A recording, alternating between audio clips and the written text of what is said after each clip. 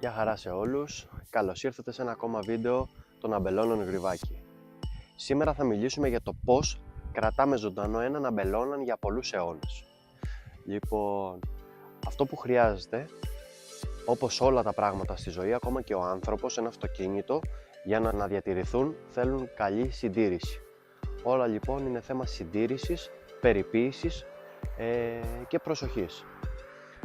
Σήμερα βρισκόμαστε σε έναν από τους πιο αρχαιότερους αμπελώνες της οικογένειάς μας. Αυτό το αμπέλι είναι ροδίτης, είναι περίπου 50 ετών.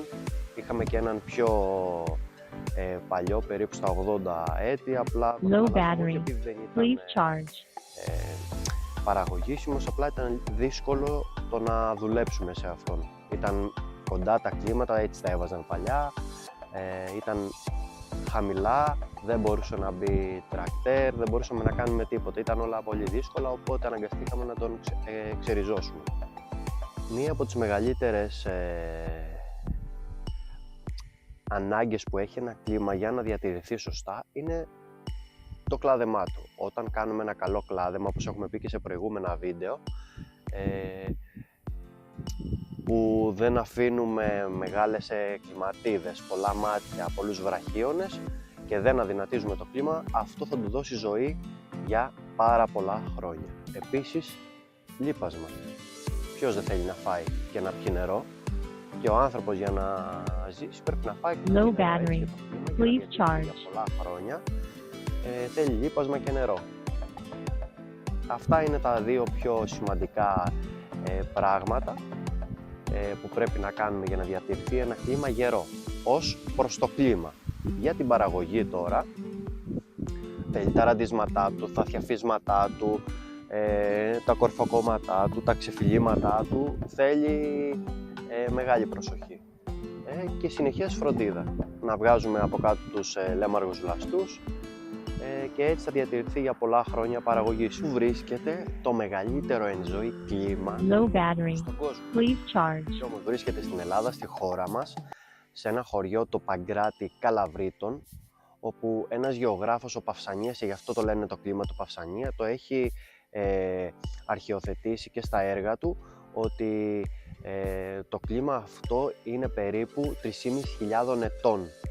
Είναι τεράστιο το κλίμα, είναι περίπου 100 μέτρα ύψος και περίπου 90 μέτρα διαπλάθονται οι βραχίονές του. Βέβαια δεν είναι παραγωγήσιμο, αλλά είναι εν ζωή, είναι στο χωριό Παγκράτη, όπως σας είπα, και βρίσκεται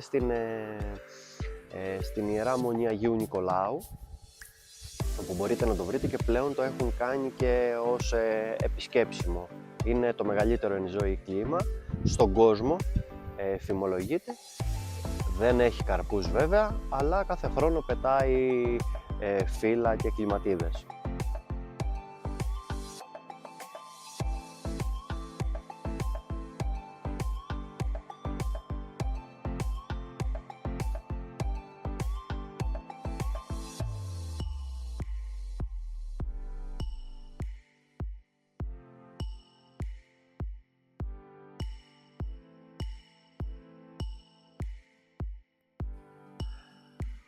Τώρα, πού βρίσκεται το μεγαλύτερο εν ζωή κλίμα παραγωγής που μας δίνει καρπούς ακόμα και σήμερα?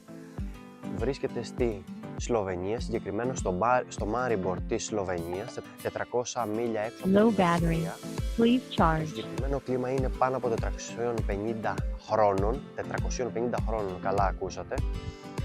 Φυτεύτηκε περίπου στα μέσα του 16ου αιώνα, εν μέσω εισβολών Οθωμανικής Αυτοκρατορίας, άντεξε Β' Παγκόσμιο Πόλεμο, δεν εκριζώθηκε και αυτή τη στιγμή φυλάσσεται στους ιδιοκτήτες του εινοποιείου που υπάρχει εκεί πλέον, και ακόμα και σήμερα για 450 χρόνια αυτό το κλίμα δίνει καρπούς. Οπότε κανένας δεν μπορεί να μας πει ότι δεν μπορούν να ζήσουν τα αμπέλια, τα κλίματα εφόρου ζωής. Οπότε το μυστικό είναι μια καλή συντήρηση.